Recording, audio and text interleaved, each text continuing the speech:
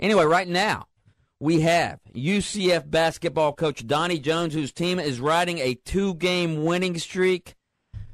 Coach Jones, thanks for joining us. Oh, Mike, it's good to be with you. Thanks for having me. I appreciate it. Coach Jones, we were a little worried because, you know, when you guys were on that losing streak, we were worried here at Open Mic because the losing streak kind of started when we started talking about the Mothman way back when. And we thought that was maybe a curse or something. But oh, there's no question. I was worried. And one thing about it, we are consistently a team of streaks. That's for sure, Mike. You know, unfortunately, we just come off a tough streak there. But I was worried about the Mothman curse there. That it may have affected us a little bit. Coach, you have won 2 straight. You've been, but you've really been playing better for a few weeks now.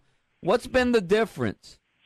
You know what? We have been playing better, Mike, and I know sometimes, it's about winning and losing in our business. But I think as we're building our program here right now, we went from prosperity to adversity, which is from 2 extremes. And, the expectations got a little different. And we lost some tough games there. And, I think our team is trying to find its identity a little bit right now. And, we had some injuries and some things that changed the lineup a little bit.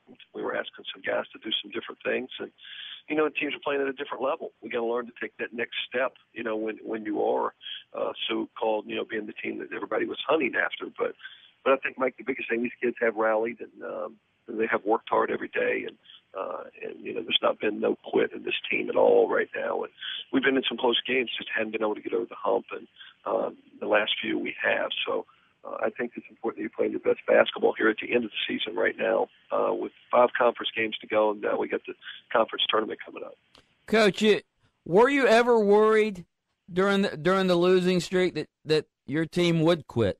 Well, you always worry, especially anytime you're new. More than anything, and even if you're older, you sometimes worry. A lot of these kids here, the personalities we're trying to figure out. We hadn't seen them, which was unusual, in how they handle losing or adversity until January, that doesn't happen very often. You usually drop a game or 2, and you challenge guys, and you see how they respond. But we kind of lost a couple games there and kind of tucked our head for a minute, and we had to pick our head back up and fight. But, these kids have done that, and I've enjoyed coaching them. And, there's a lot of lessons to learn here. Unfortunately, I like to learn them by winning more than losing. Coach, you have battled through some nagging injuries this year. What is the health of your club now?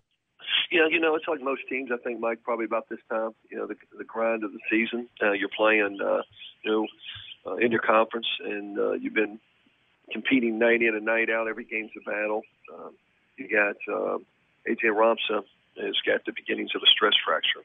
And it's been bothering him since probably the 3rd game in Conference USA. And he tried to play through it, and we had to set him out for a while and put him in a boot. And, when you take your quarterback off your team, it disrupts. You had to move Marcus over at point guard full time, which was a change for our team, who's done a good job with that. That took him out more of a scoring role than running our club. David Dykite had to have knee surgery. He's been out 3 weeks and still out. He's our starting small forward. And then Marcus has got turf toe. He's been fighting turf toe, and that's just something that's very painful that you deal with every day, and it's not going to go away until you rest. But we don't have time to set him out for a long period of time, and then we just got to, bumps and bruises with the rest of those guys. Well, the good news is you got A.J. Tyler back, and it looks like he's finally getting into form. How big has that been to get him back and have him, get back in basketball shape too?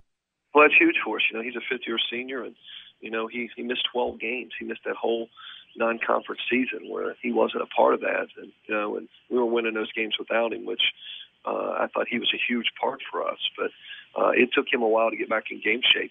He just couldn't get into the rhythm and just couldn't make a shot and was pressing too hard and put too much pressure on himself.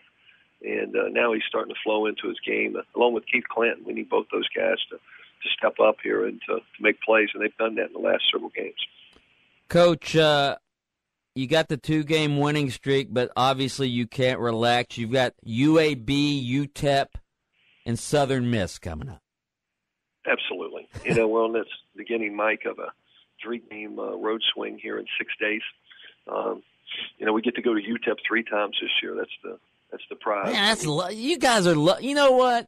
You were so lucky to get to go to El Paso 3 times. That's why you got into the business. Absolutely, it's great. We went out there and was unfortunately not able to play, and now we got to fly back out after a 2-game road swing on our 3rd game at Monday, and play at 11 a.m. On Monday. We play that game, and we'll fly back, and we have that week off, which will be a good week for us recruiting wise. But then we got SMU, who's won 6 in a row at home. Then we got Southern Miss. So there's no breaks, that's for sure, in this conference this year. Coach, I don't think we've talked to you since you guys went to UTEP and weren't able to play. I never understood that. I mean, you guys were there. You were right next to the arena. I mean, couldn't you have just gone to the arena and the 2 teams gotten there and played a game? Well, that's what we were hoping. But, they were, at the time, I guess they were really concerned of there was a lot of power outages in the town. And I guess they were concerned of, being in the buildings. It's 2 degrees, a lot of snow on the ground, I think, which was unusual for them at that time. And although we have both teams there and the officials, we sat in the hotel there for 2 days. And the good news is we've gotten a lot of practice at UTEP. So we may have the home court advantage other than UTEP when we go back there. So that will be an interesting venue when it comes conference time because we've practiced in that building 5 times by then. Coach, one thing sort of off subject. There was an incident. Ohio State played Wisconsin last week. The fans stormed the court, and evidently one of the Wisconsin fans after the victory spit on an Ohio State player. What are your thoughts on fans storming the court? Yeah, we had an incident happen to us when we were number 1 in 2007. Mm-hmm. I don't know if you remember this. Brandon Powell was a freshman. Yeah. At Vanderbilt. And, here we put those guys in, the guys off the bench because we were down 10 with 10 seconds to go. And so we subbed out our starters to get those guys off the court. So they wouldn't have been right there, right where the end is. And they rushed the floor. And as they were trying to get off, somebody hit him in the back of the head with an elbow or a punch. Yeah. And his first reaction was to, swing and get him off of him. I remember that. And it could have been a bad situation, but, it's hard when, you get kids in the game who are cranked up and somebody hits you in the back of the head and he starts swinging now. He's the one who's wrong. You can't respond that way regardless of what happens to you. But it's a very dangerous situation, and I know, the SEC at that time, I think they had a $25,000 fine or whatever, but that doesn't affect anything.